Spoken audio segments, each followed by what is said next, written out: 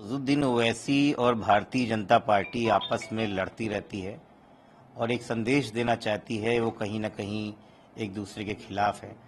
लेकिन असलियत आप भी जानते हैं कि भारतीय जनता पार्टी की बी टीम की तरीके से पूरे देश में काम करने वाले अज़हरुद्दीन ओवैसी तब शांत हो जाते हैं जब कहीं मुस्लिमों पे आरक्षण का मामला होता है, जब उनके साथ जाति होती है, जब चुनाव आता है, तब वो ऐसे बयान दे के अपने आप को सामने खड़े होकर और सेकुलर ताकतों को कमज़ोर करना चाहते हैं। तो इन लोगों की बातों बहुत ज़्यादा टिप्पणी करके आप उनको हाईलाइट कर सकते हैं, लेकिन जो ज़मीनी हकीकत है वो ये है कि सेकुलर ताकतें ही भारतीय जनता पार्टी की विचारधारा और उसको समाप्त करने के लिए काफ़ी हैं। उसमें ओवैसी जी का कोई योगदान तो नहीं रहा है, हालांकि उसमें रोड़े उन्होंने बहुत अटकाए हैं। तो इसलिए ऐसे व्यक्तियों के लिए हम लोगों का कोई बयान मतलब नहीं रखता है। वो आपस में लड़ते रहें, लेकिन जनता इनकी हकीकत को जानती है। समाजवादी पार्टी प्रमुख अखिलेश यादव ने एक ट्वीट करा। उन्होंने ट्वीट में बताया कि किस तरह से बरेली के अंदर होली के हुड़दंगियों ने डिप्टी एसपी के सरकारी आवास को पेट्रोल डालकर फूंक दिया। उन्होंने एक्स पर लिखा कि भाजपा शासन में जब प्रशासन ही सुरक्षित नहीं है तो जनता की सुरक्षा की क्या बात करनी। देखिए, ये बात हम लगातार बोलते जा रहे हैं कि उत्तर प्रदेश में कोई सुरक्षित नहीं है। कोई का मतलब कोई सुरक्षित नहीं है। आम जन तो बहुत पहले ही असुरक्षित हो चुका था, महिलाएं बहुत पहले ही असुरक्षित महसूस करती है। अब ब्यूरोक्रेसी भी अपना मतलब समझ ले और पुलिस महकमा भी समझ ले।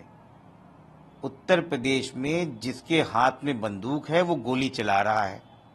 अभी आपने अलीगढ़ में सुना, बाद में लड़ाई हो गई। हर जगह खेत में कहीं गोली चला रहा है कोई। गोली चलाना, कट्टा चलाना, बंदूक चलाना अब उत्तर प्रदेश में एक नाम मात्र की चीज रह गई है। फिर मुख्यमंत्री जी बड़े बड़े स्टेज पे जाते हैं कि उत्तर प्रदेश सुरक्षित हो गया, अब यहाँ कोई दंगा नहीं होता। दंगों की जरूरत ही नहीं उत्तर प्रदेश में, हर गली में दंगा है। ये तो मैं कह रहा हूं, कल होलिका में हमारी आवाम ने, हमारे देश में, हमारे प्रदेश की जनता ने एकजुटता का जो संदेश दिया है, ये भारतीय जनता पार्टी के पॉलिटिशियनों के मुंह पे तमाचा है, जो हमारे बीच खाई पैदा करना चाह रहे हैं। असल में उनका काम है उत्तर प्रदेश में अमन चैन व्याप्त करें, प्रोग्रेसिव लेके आए, यहाँ पर जॉब्स लेके आए, महंगाई को कंट्रोल करें, और इस तरीके के जो लोग गोली और तमंचों पे हिसाब करते हैं उनको ठीक करें। लेकिन इसके अलावा वो बहुत सारा काम करते हैं।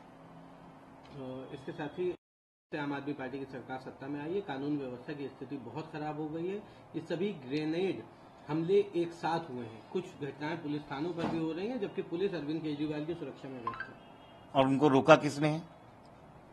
भारतीय जनता पार्टी की केंद्र में सरकार है, गृह मंत्री माननीय अमित शाह जी हैं।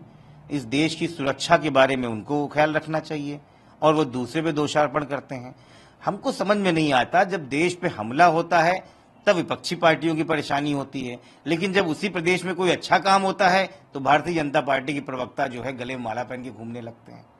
इस देश की सुरक्षा का, इस देश के 140 करोड़ के लोगों का सारी सुरक्षा का जिम्मेदार इस देश का गृह मंत्री और प्रधानमंत्री हैं। तो इसलिए दूसरों पे दोषारोपण करना बंद करें।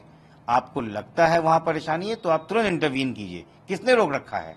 दोषारोपण करके आप अपने देशवासियों को धोखे में रखने की कोशिश कर रहे हैं। एक आखिरी सवाल रहेगा। आरजेडी नेता तेज प्रताप कर्मी को नृत्य करने का आदेश दिया और कहा ठुमका नहीं लगाओगे तो सस्पेंड कर दिए जाओ। ये तो एक अजीब सी बात है कि क्या जो भी बात है वो गलत है।